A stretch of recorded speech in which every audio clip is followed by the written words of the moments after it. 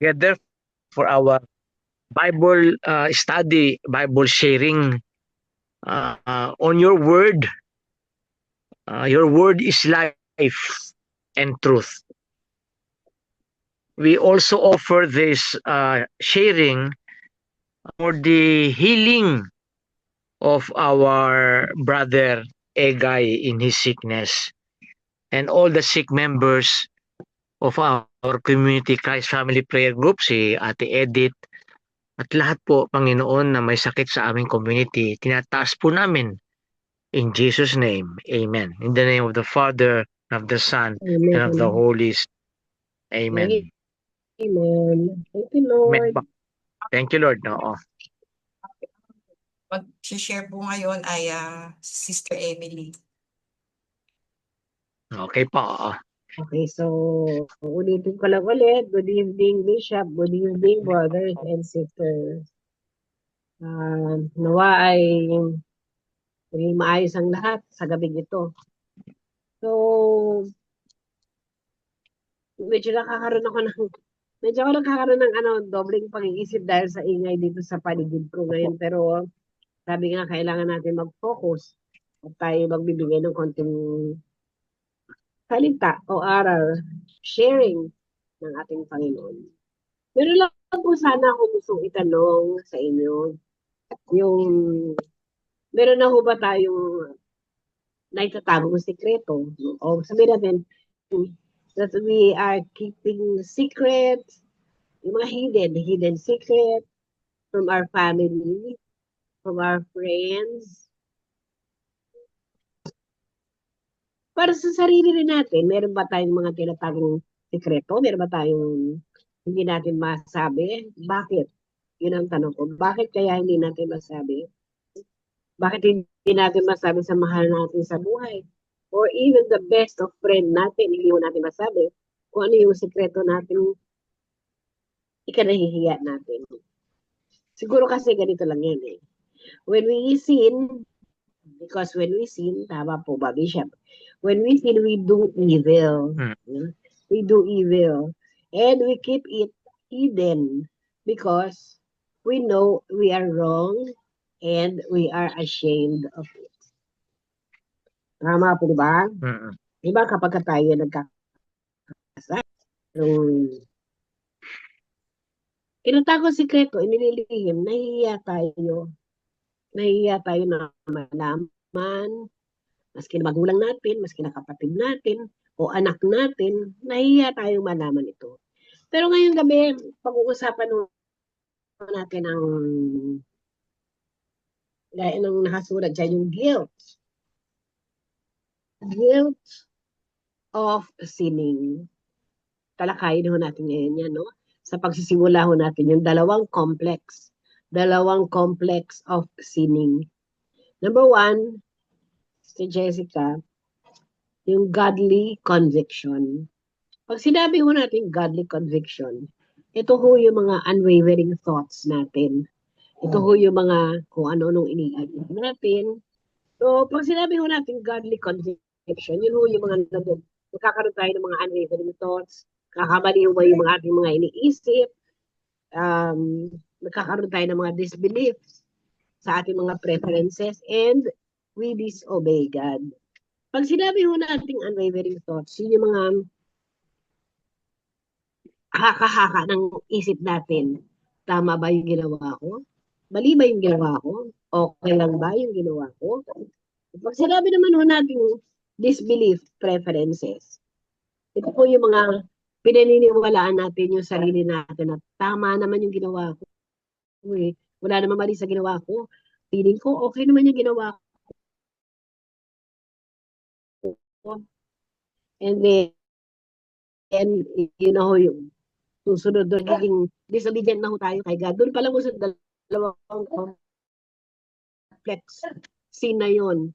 Yung pa lang ho, yung dalawa, yung godly conviction at saka yung conscience guilt. Number 2, pag sinabi ho natin conscience guilt, ito na po yung pakiramdam natin, uncomfortable na ba tayo? Lalong-lalo na ho siguro sa atin na practicing Christians na. Lalong-lalo na siguro sa atin na patungo na tayo, papunta kay Lord at nakikilala na natin siya. Ang dami ho natin pinagdadaan ng bagay na pag nagkasala tayo, nagkakaroon tayo ng mga, yung nagkakaroon tayo ng feeling of being uncomfortable.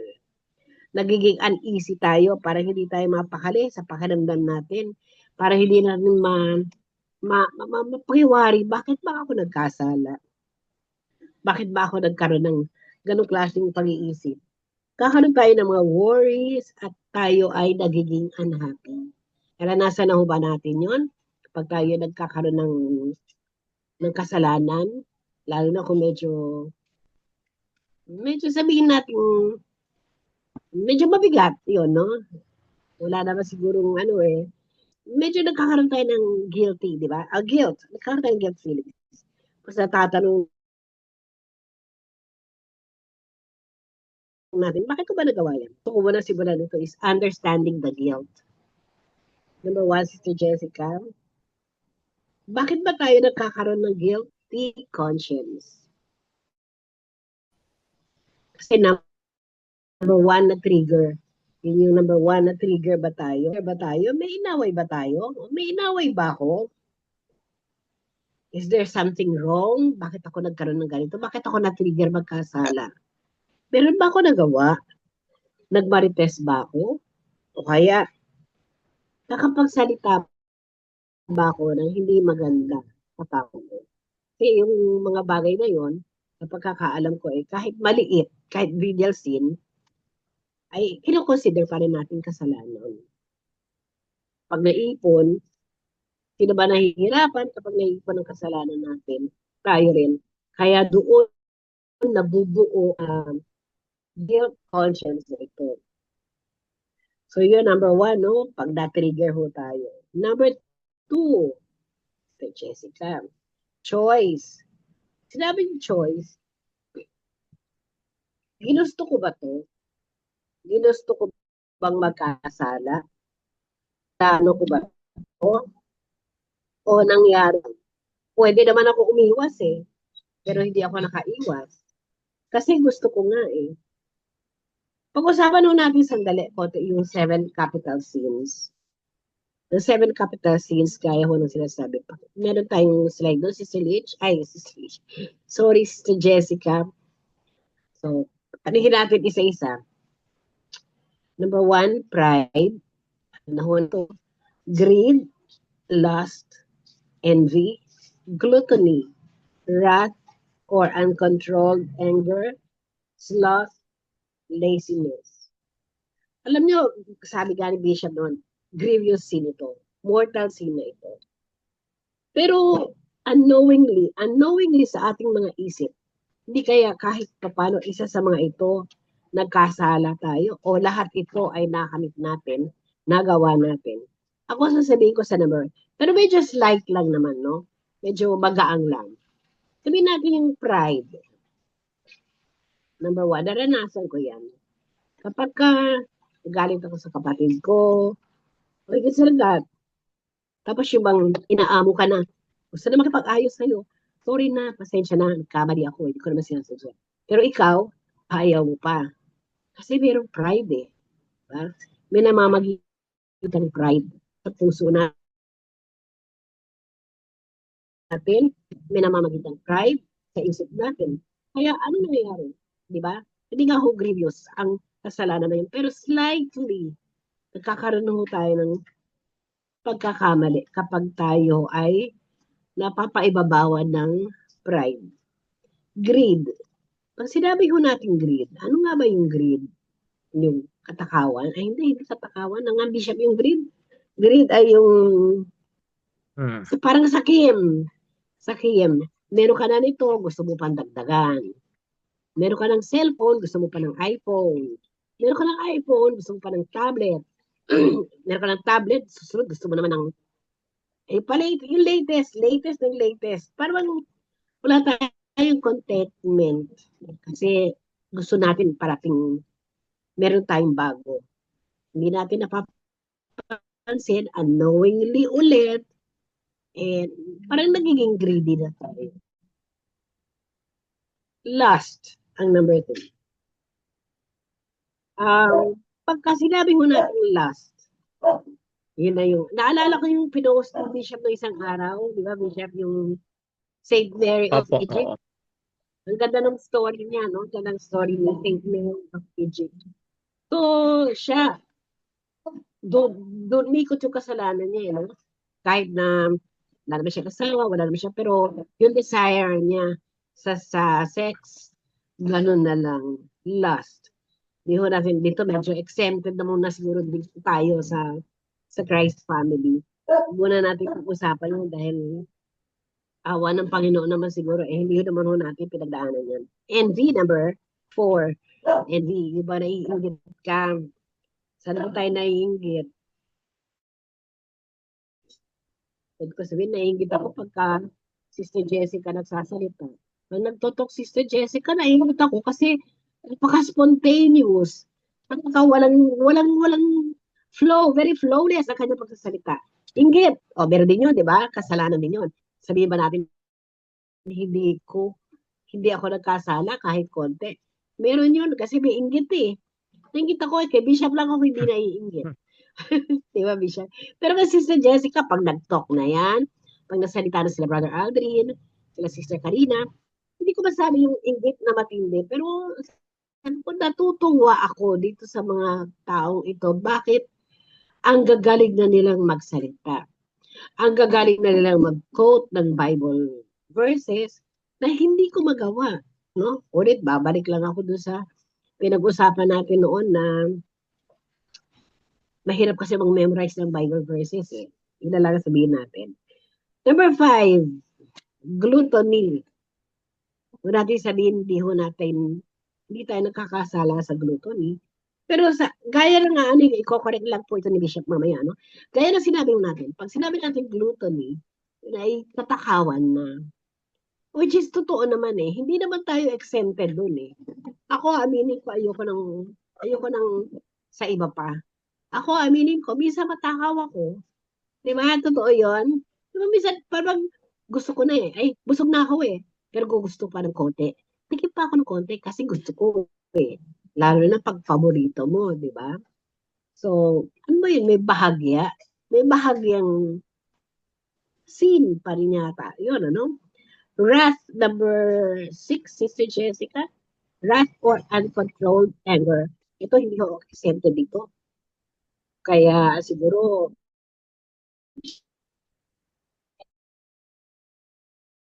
kailangan mag-kumpisal. Wrath or anger. Kasi pag galit ako, yan yung old life ko, probably, no? Pero ngayon, hindi naman ako siguro natutokso masyado para magalit ng matindi. Pero inaano ko sa sarili ko na hindi ako exempted sakali man magkaroon ako ng ganyang klaseng pagkakasala.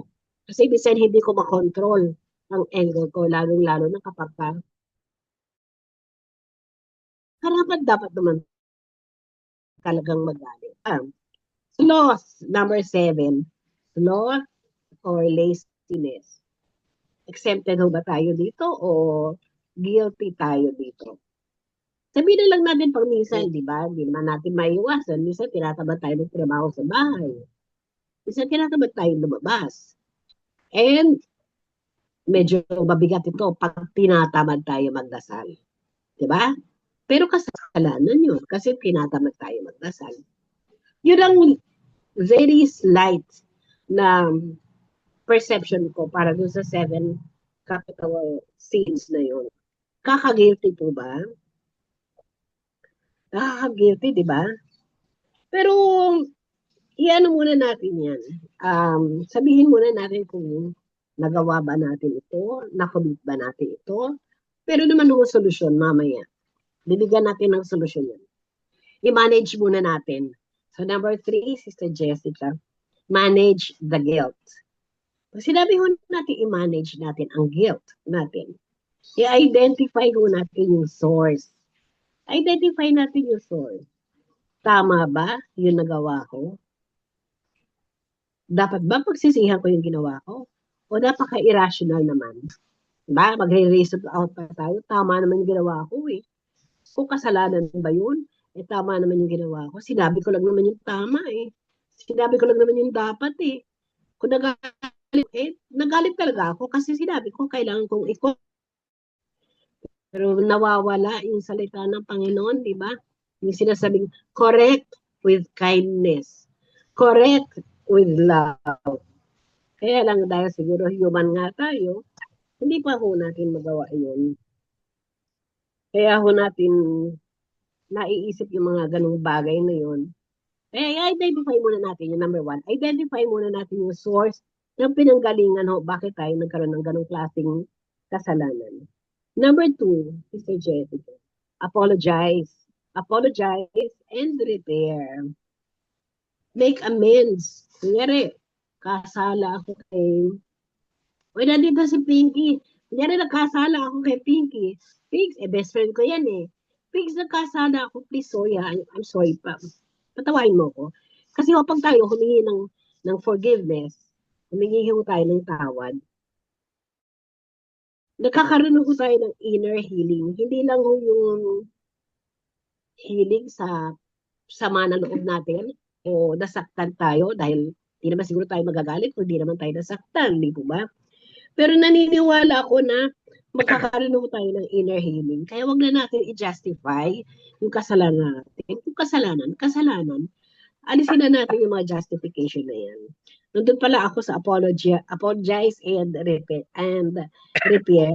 So as much as possible, humingi ho tayo ng tawad, i-repair natin ang relationship natin, maging sa pamilya, maging sa anak, maging sa kapatid, maging sa kaibigan, maging sa sisters natin dito sa community. I'm sorry. Kung meron akong nagawang pagkukulang, sino man sa inyo, I'm sorry po. Talagang, siguro nga, parang yung kasabihan, tao lang eh. Hindi natin maiwasan. Number three, practice self-compassion. Pag sinabi ho natin practice self-compassion, challenge ho natin yung mga negative beliefs natin. Alisin ho natin sa isip natin kung tama. Kasi nilalagay, pag nagkamali tayo, sinasabi natin, ang ano yung mga words ba natin na I am stupid, ang tanga-tanga ko, I am unlovable, I am vulnerable, I am bad, and so on, and so on, and so on. So yun na, no, di ba, pinapasok mo na sa isip mo yun. Hindi ka kasi magaling eh. Hindi ka kasi nag-isip. Biniblame na natin sa sarili natin. So, kung meron tayong compassion sa kapwa natin, practicein ho natin yung self-compassion. Karoon tayo ng compassion sa sarili natin. Huwag na natin i-blame yung sarili natin. Kasi nagawa na natin eh. Hindi po ba? Na-commit na natin. So, huwag na natin i-blame yung sarili. Kasi sa mata na lang natin yun. Iniisip na lang natin yun. When we are with God, dapat hindi na ho natin iniisip yung mga bagay na yun. So, number 4, confess sincerely. Ito sa lahat yata ng mga sharings ko, lahat ng mga talks na nagagawa ko, nasasabi ko yung, nababanggit ko yung confession. Confess sincerely. Acknowledge the sin, specifically to God. Sabi, oh Lord, nagkasala ako. Ano man ho yun, kahit na nakakahiya. Diba, sabi nga, ano ba yung mga nakakahiyang sin na mga, napag-usapan na natin to Bishop, diba? Ay ng masturbation, panonood ng pornography, mga kung ano-ano. I-confess mo kay God yung kung nahihiya ka mo confess. Nahihiya ka mo confess kay Father, kay Bishop. Confess mo kay God. Siguro naman, pwede yun. Ewan ko, si Bishop naman ko-correct sa akin mamaya, Bishop. So, yun yung number 4. Confess sincerely. And take responsibility sa nagawa ho natin. Maging responsible ho tayo sa nagawa natin pagkukulang o nagawa natin pagkakasala. And number 5, focus. Focus on God's grace. Do not wallow or guilt. Huwag mo nang isipin ang isipin. Huwag mo nang isipin ang isipin ko. Ano man po yung nagawa natin kasalanan.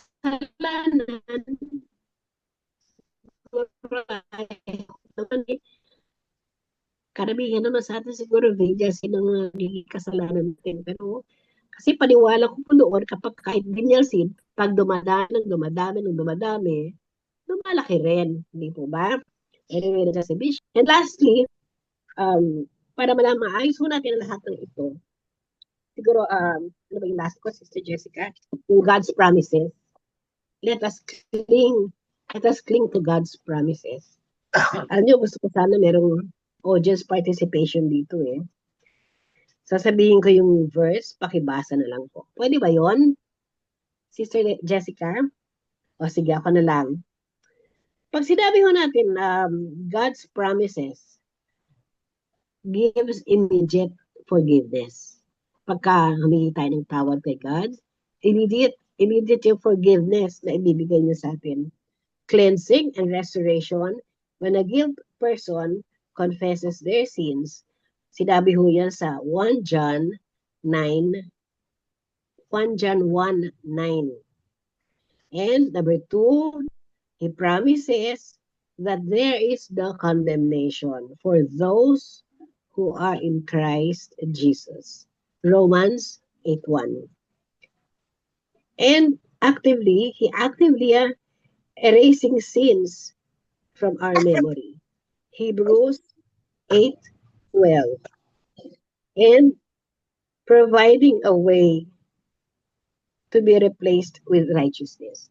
So lahat po yan ibibigay ni Lord sa atin kapag hiningi natin sa Kanya yan. Ay, napakasarap eh. Napakasarap na kilala na natin siya, alam na natin siya. Mahal natin siya, mas mahal na tayo. Ano ba naman yung kasalanan na nagagawa natin? Sinasabi lang niya, bumalik ka lang sa akin, anak. Balik ka lang. Kahit nagkano pa. Ito naman, panibagong quote na naman. Sa babisya ko yung, though your sins are scarlet as Isaiah red. 1:18. Isaiah 1:18. Yun, no? Isaiah 1:18. So yun yung promises ni God sa atin na makakapagpaganda ng kalooban natin. Kaya yung mga sins, kung binabalik-balikan pa natin yan, alam naman natin pinatawad na tayo, at binabalik-balikan pa natin yan, sino na ho ang gumagalaw nun? Sino na ang kumikilos? Demonyo na. Inuukit-kit ng inukil niya sa isip natin. Nag-masturbate ka eh. Nanood ka ng porn eh.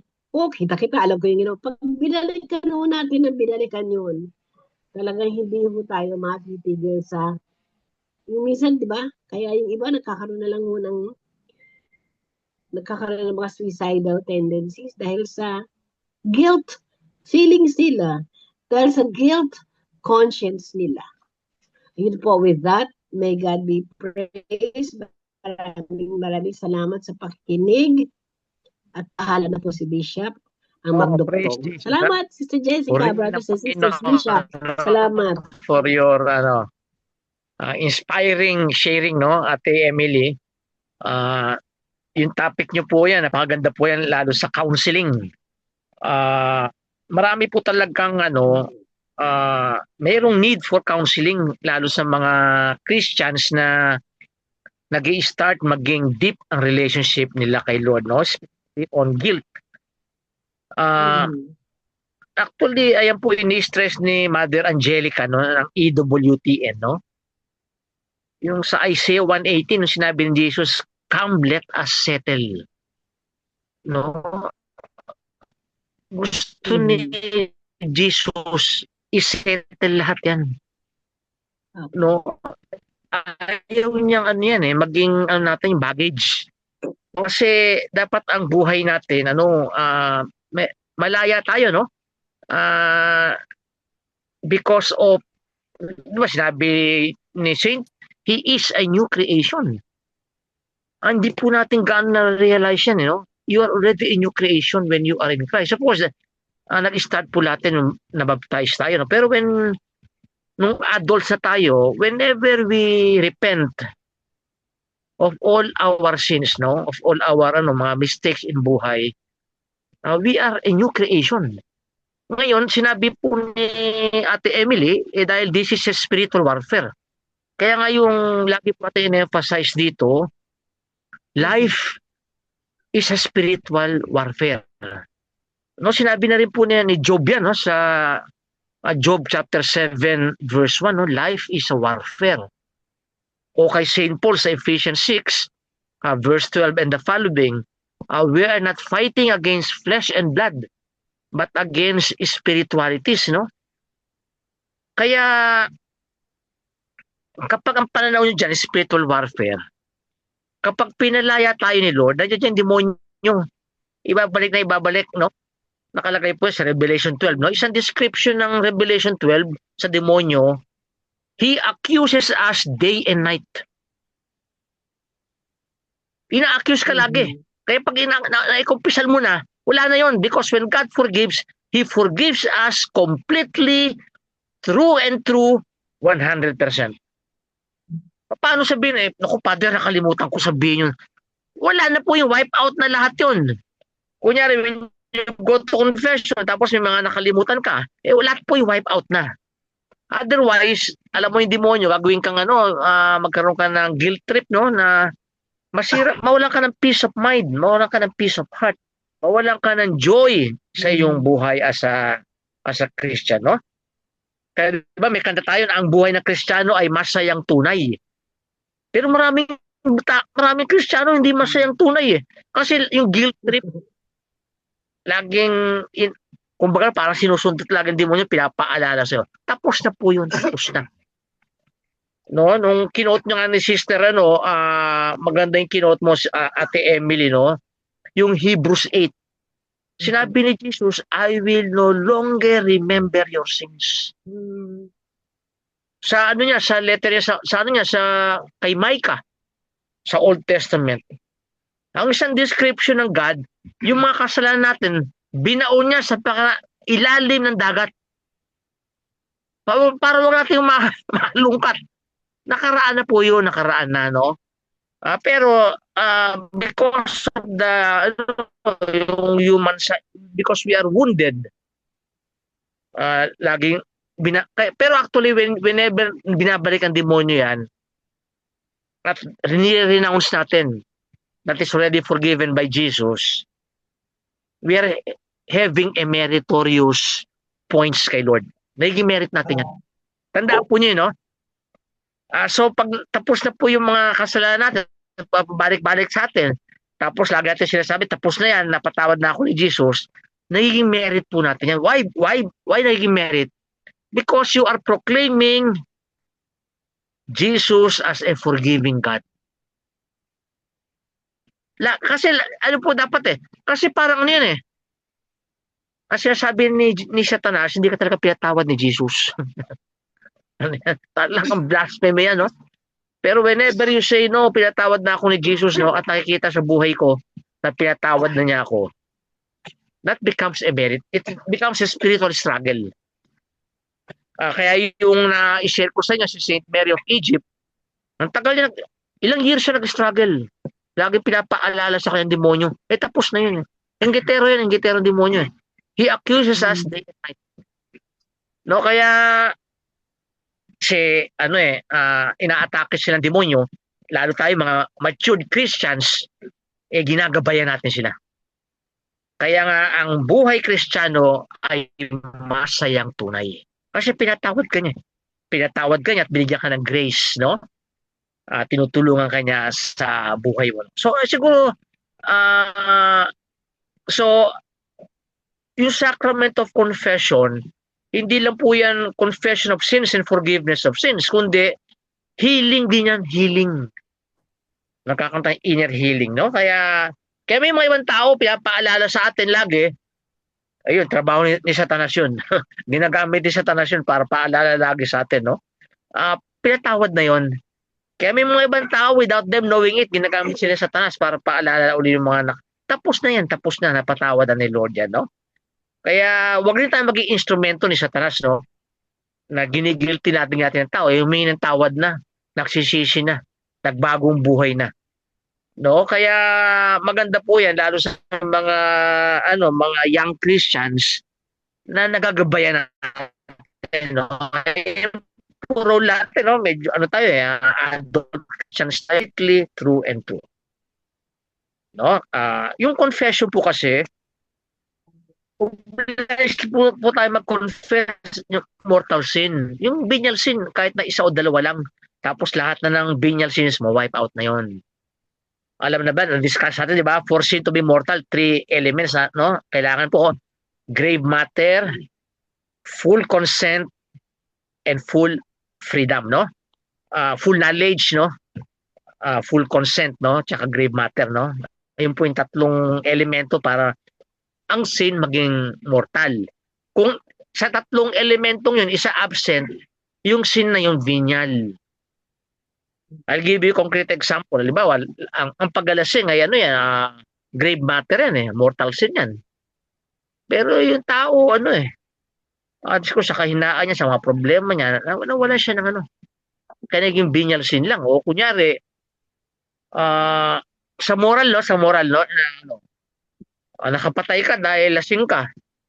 Eh, wala kang balak, grave matter ang pagpatay. Alam mo, ano yun? Full knowledge na masama yun, malaking kasalanan yun.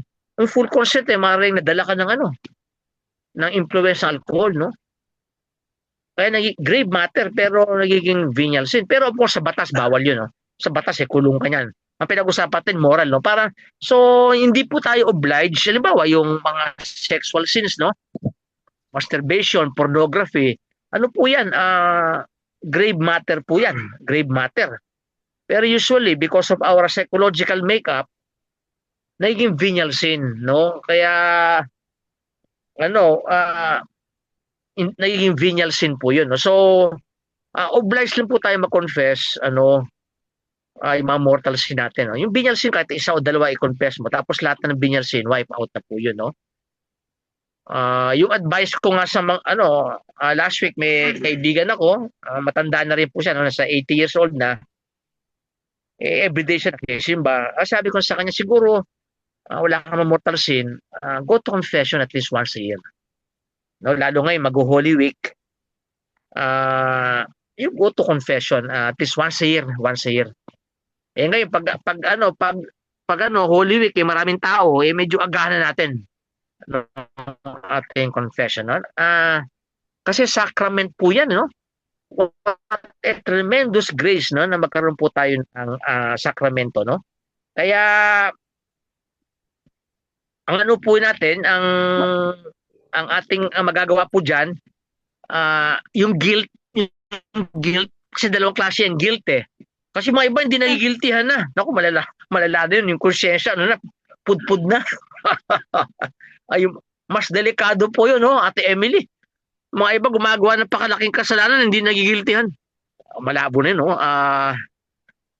Mukhang patungo na sa impyerno yun, basta gumagawa ng mga mortal sin na napakalaki, no? Alam niyo naman, yung nangyayari sa ating lipunan, no? Mortal sin po yun, mortal sin, no? Yung ginagawa nila, no? Hindi sila nagigiltihan, hindi nagigiltihan. No? Sana yung pag-expose sa kanila, magsisi sila, no? Otherwise, yung sin nilang mortal sin, it will lead them to hell, no? Kaya ipagdasal po natin mga ibang tao na hindi na nagigiltihan. Malabo na po yun. Oo. Mabuti pa sila Judas tsaka sila Peter eh. Nagiltihan nung pinagkanulo si Jesus, no? Pero mga ibang tao, wala nang guilt. Mas malala po yung Ate Emily. Kasi tinatalakay po ni Ate Emily yung mga merong guilt, no? Na minsan, kasi merong healthy guilt. Merong unhealthy guilt. Yung healthy guilt, para mag-repent ka at magbago ng buhay. Hanggang doon na lang yun, tapos na. Yung unhealthy guilt, yung sinasabi ni Ate Emily, abay, matagal mo na ipatawad ni Lord yan eh. Lagi mo pa nababother ka na, wala ka ng peace of mind. Unhealthy po yun. Kailangan ma-heal ni Lord yun, no? Kasi ayaw ni Lord yun. No? Kasi hindi maging masaya ang buhay Kristiyano mo pag meron kang unhealthy guilt. So, isang bagay po yung pinag-uusapan. Ang isang bagay po, Ate Emily, yung ang tao wala ng guilt. Ito yung sinasabi ni Isaiah chapter 5 verse 20. Sinabi ni Isaiah sa Old Testament, woe to those who call good evil and evil good. Halimbawa, yung mga kasalanan ginagawa nila, sa kanila, sa palagay nila, good yun. Ayun sabi ni ano eh. Halimbawa, iba. Example, mga kalalakihan. Yung pambababae o lahat ng ginagawang kalaswaan, good yan eh. Kasi lalaki ako.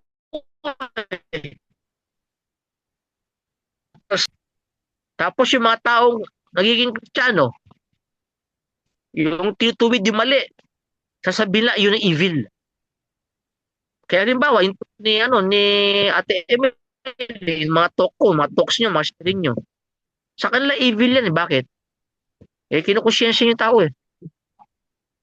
Di ba? Kaya sinabi nga merong babasahin niyo yung Book of Wisdom. Yung Book of Wisdom, no, walang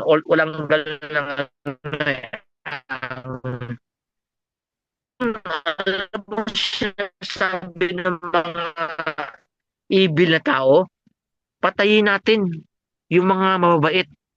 Tignan natin if God will protect them. Ayan, ito yung mga tao ang tingin sa mga katulad natin, evil tayo. Yung sinasabi natin katotohanan, sinasabi natin ng good news, ang tingin nila sa atin evil, kaya pinapatay tayo. Ayun sinabi ni Jesus, no? There will come a time when father or mother will bring you to the court para maparusahan ka. And those who kill you, they say they are doing God's will. Delikado yan. Kaya maraming Christians sa papatay. Kasi ang tingin nila sa mga Christians, evil. Because we are announcing the good news. Kaya sabi ni Isaiah, woe to those who call evil good and good evil. No, kaya tayo lalo na pag pumupunta po tayo sa mga social issues, sabihin natin mali yan. Patayin tayo, ba't ka nakikialam? No, ganyan po yan, ikukulong ka pa. No, ganun, no. Halimbawa, I'll give you concrete example, nakawin nila yung pera ng PhilHealth. So, soli daw. Tapos hindi pa sinusoli. Mortal sin po yan. No, kasi marami kang taong pinagwisyo. Yung mga naghihirap, biro mo, naghahanap buhay sila for how many years, tapos napakaliit ng pensyon nila. Tapos kakaunti pa yung ano yan? Ay na makasalanan ng mga officials. No, kaya merong topic sa kay Isaiah rin, no? The prophet Isaiah denounced yung mga self-serving officials. Kasi napakaganda po ng vocation ng politics. Kasi you are doing good for the majority of people. Hindi mo gagawa ka ng batas para sa kabutihan ng tao? Napakaganda po niyan. Maglalagay ka ng budget para gumanda ang buhay ng tao. Napakaganda po yan. Isa pong vocation yan. Pero dinenounce na prophet Isaiah, woe to you. Self-serving ka. Ngayon, papatayin ka niyan basta sinabi mo yan. Nakikialam ka. Pumapasok ka sa politika. Kaya yung isang aspect ng guilt, kailangan po ng healing, no? Kasi kailangan healthy guilt eh.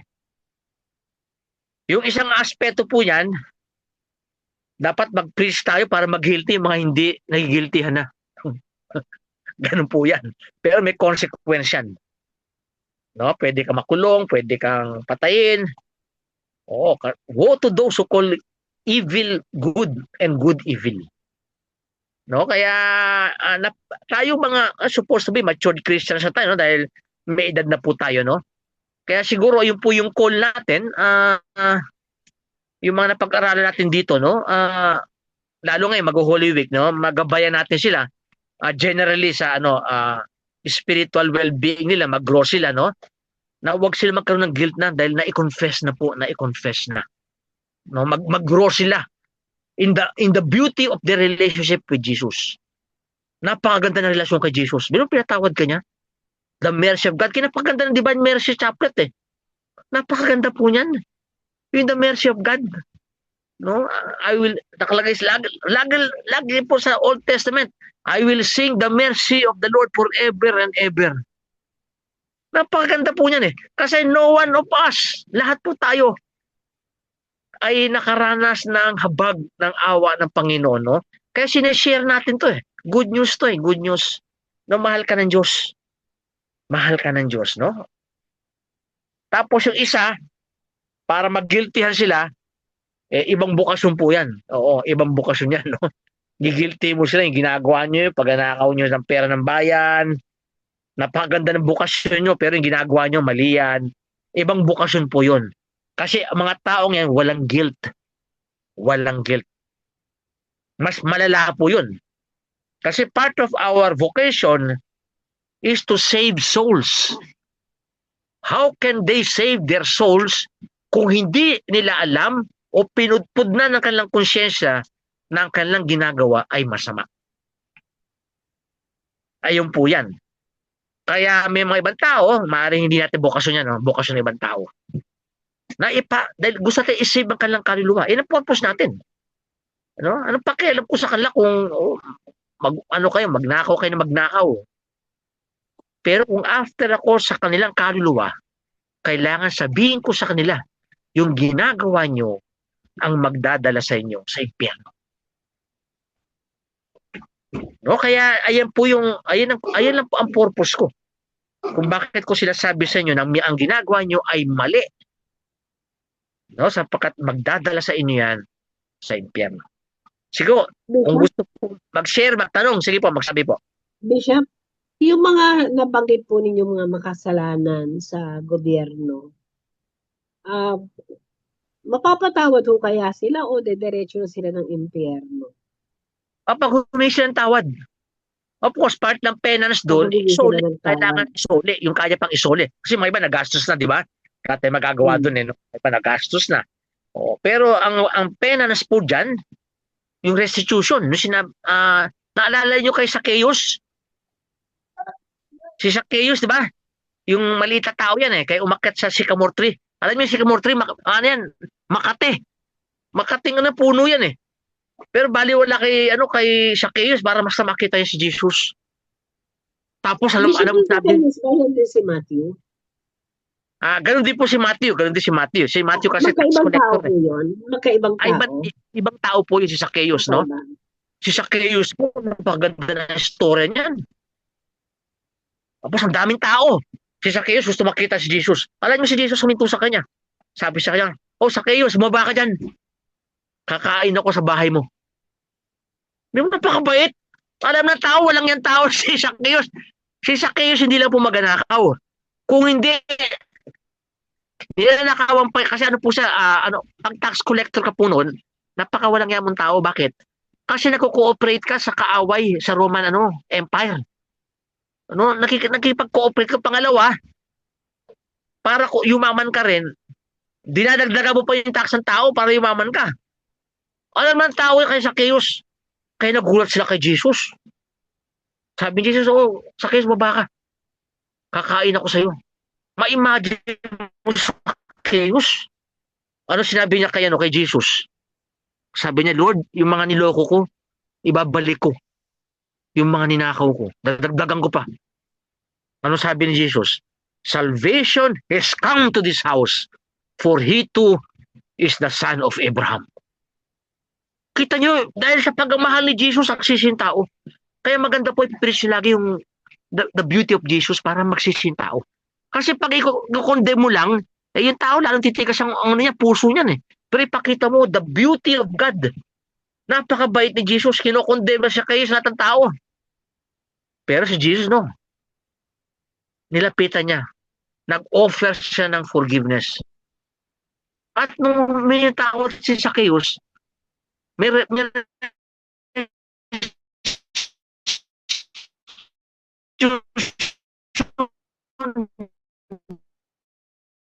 billion. Naranasan na yung pag-ibig ni Jesus, kaya patawarin sila. Sa kanilang puso sabihin nila, Padre, babalik ko yung maninakaw ko. Maaari ibigay niya sa mga sa mga charitable institution na. sa mga mga homeless. Oh, Father, ikaw na bahala rito. Hindi ko alam kung paano ko gagawin to eh. Kumakuha ng gobyerno dahil nakulong sila, no? Frozen yung assets nila. Kumakuha ng gobyerno eh. Gamitin nyo sa ano. Yung mga iba hindi nakukuha ng gobyerno eh. Kung nakikinabang, hindi tao. Ayun po ibig sabihin ng ano. Kaya yung mga ano po natin, yung ating mga ano po siya, pag namatay po sila, hindi sila nagsisi, impyerno po yan, impyerno. Impyerno. Kahit po sila nagsisimba, nagadasal, hindi. Kasi mortal sin po yun. Yung ginawa nila, no? Grave sin, no? Kaya pinagdadasal ko, isasama niyo ba sa prayer yan? Pag sinabi tayo, pagdasal natin yung gobyerno natin, pagdasal natin yung mga korap dyan. Pagdasal natin, no? Na ma-convert sila. No? Biro mo, sabi ni Jesus love covers a multitude of sins. Nakalagay kay Peter yan, no? 1 Peter 5, no? Love covers a multitude of sins. Kaya kung tayo nagmamahal sa kanila, pinagdadasal natin sila, at kung may paraan tayo para masabihan natin sila, o sa mga pagkilos natin, tayo makilos protesta natin, tayo mga Kristiyano, ang purpose natin hindi lang yung mabago yung lipunan, yung ating sistema, kung hindi, makonvert sila. Kaya kita nyo, ang kilos protesta ng Katoliko, nag-uumpisa lagi sa misa. Ayun po yan. No? Ang kilos protesta ng Katoliko, nag-start lagi sa Mass. Kasi God wants to save all. Gusto niya maligtas lahat. No? Biro mo, namatay siya, nagnanakaw siya. Mortal sin po yan. Impyerno po yan. Pero kung magsisi siya, naku, matutuwa ang langit. Yung ating, tuwan-tuwa si Lord sa atin, no? Di ba? There will be rejoicing in heaven, no? For one sinner to return to God. Kaya, papatawarin sila ni Lord na para sa chaos, ibabalik nila yung mga kanilang nagawa. Ayun po, Ate Emily. Sige po, may tanong pa po o may gusto mag-share? Thank you, Bishop. Naging malinaw na sa akin. Okay po, oo. Marami po may sakit ngayon. Pagdasal po natin, no? Sa mga communities natin, marami may sakit, no? Ang hirap po makasakit sa pagpapagamot, no? Hindi katulad ba sa Australia, sinasagot ng gobyerno. Dahil ginagamit ng gobyerno yung tax para sa health ng tao. Mataas ang tax sa Australia, 35%. Pero mga tao hindi nagreklamo. Bakit? Para sa kanilang health. Pupunta ka sa doktor, libre. Yung mga blood test mo, libre. Pag na-hospital ka, libre. No, sa Pilipinas, ang taas ng tax nanakawin pa nila. No, kaya ano po yan ano po talaga masyado po ang sitwasyon ng Pilipinas, kailangan talaga intervention ni Lord doon. No, kasi parang may sinabi nga si Dr. Tony Licho, no? Yung pasyente, kung ang Pilipinas daw ay parang isang pasyente, ang Pilipinas bilang pasyente ay nasa ICU na. Opo. Kasi grabe. Hindi will ng God yan. Oo. Hindi will ng God yan. No, wag Alam natin mo, Bishop, yung para sa ating mga kapatid dito, yung yakap.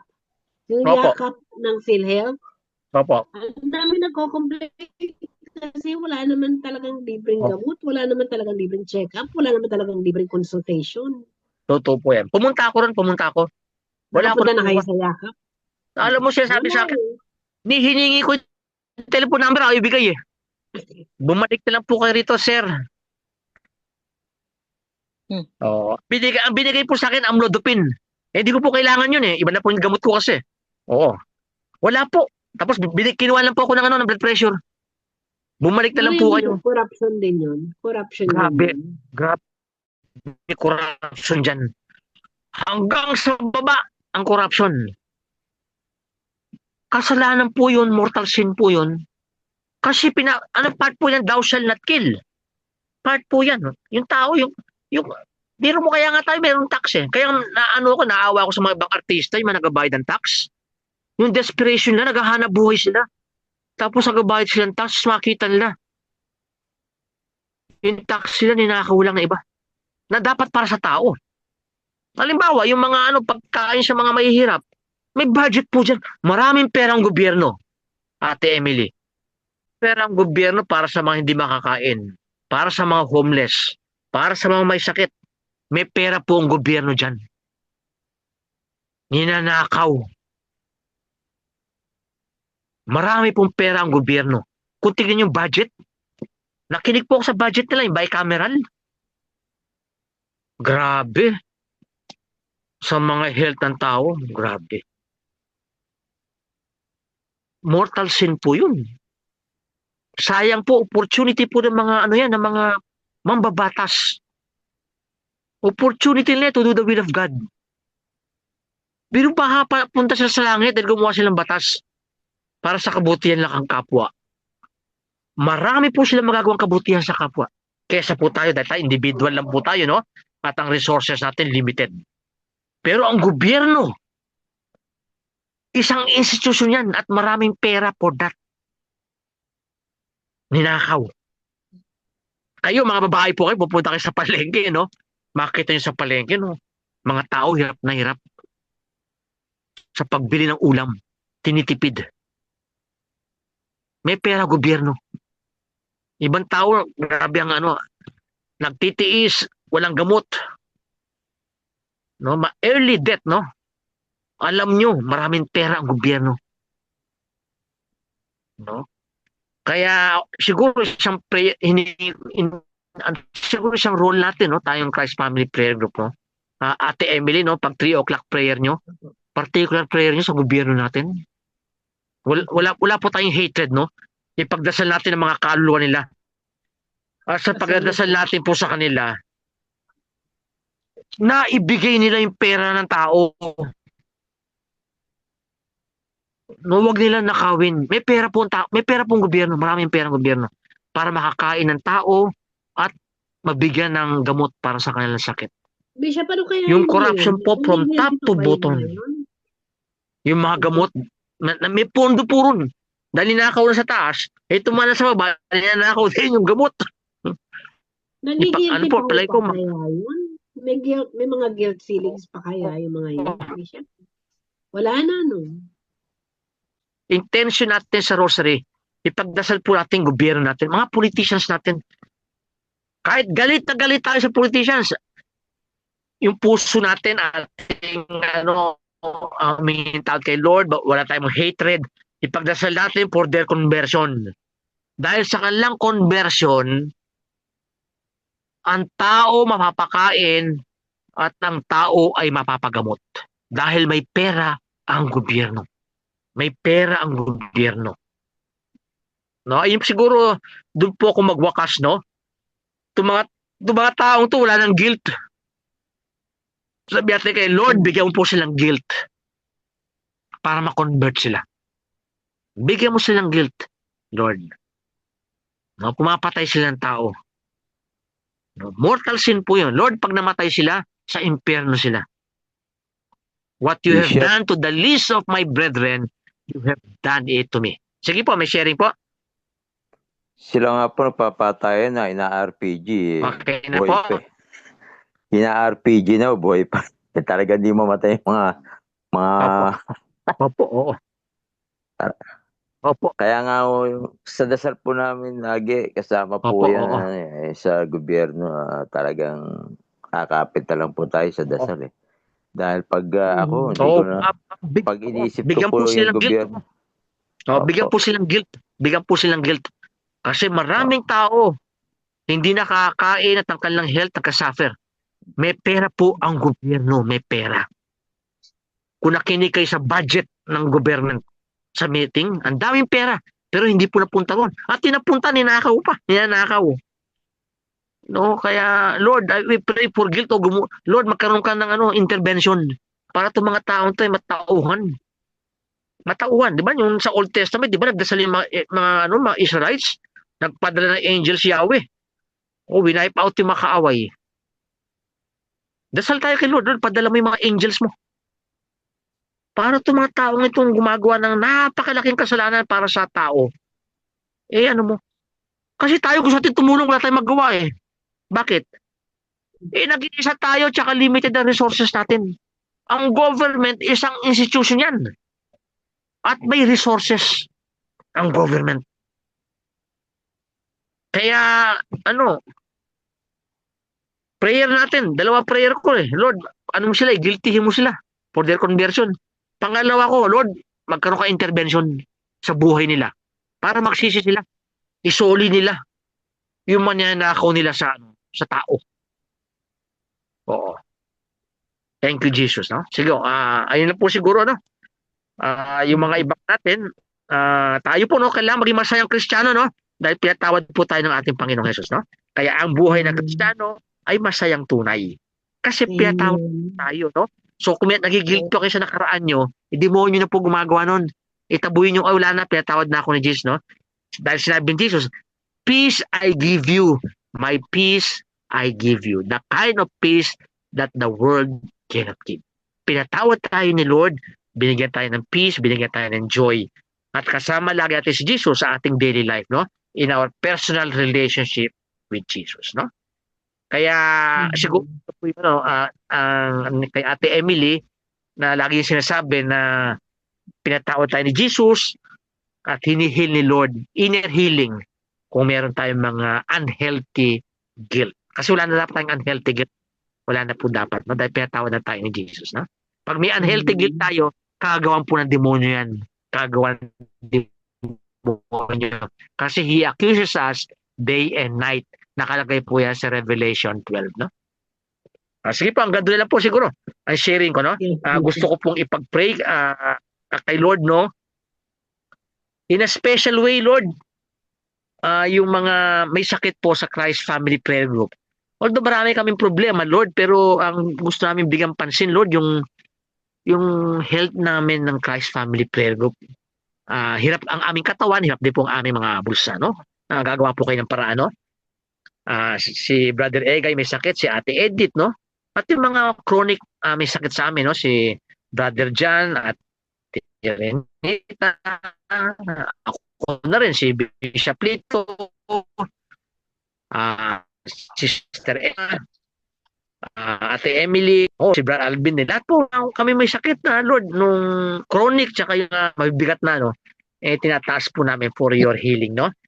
Pray po namin si Brother Aldrin, Sister Karina, si Sister Luz, Lord, bless mo siya. Si Brother Alvin, ang kanyang pamilya, no? Kanyang nanay, no? Si Ate Emily, ang kanyang mga apo, kanyang mga anak, si Sister Emma, si Brother John, bless mo Lord, may chronic na sakit siya. Lalo po si Brother Egay ngayon, no? Ay tinataas po namin Lord for your healing. At sa mga San Martin de Porres Church, no? Si Nanay Bening, may cancer po si Nanay Bening, hindi po na po naka-attend ng rosary, whatever, dahil may cancer na po siya, no? So lahat po ng Lord na mga may sakit sa amin, your presence, Lord, your healing presence, O Lord, sa bawat buhay namin, na lagi ka namin nakakasama 24 hours, Lord, madama ka namin sa aming ugnayan sa iyo, sa aming karamdaman. In Jesus' name, amen. The Lord be with you and with your spirit. And with your spirit. May Almighty God bless you with every blessing of heaven and earth. In the name of the Father and of the Son. Amen. Thank you, Bishop.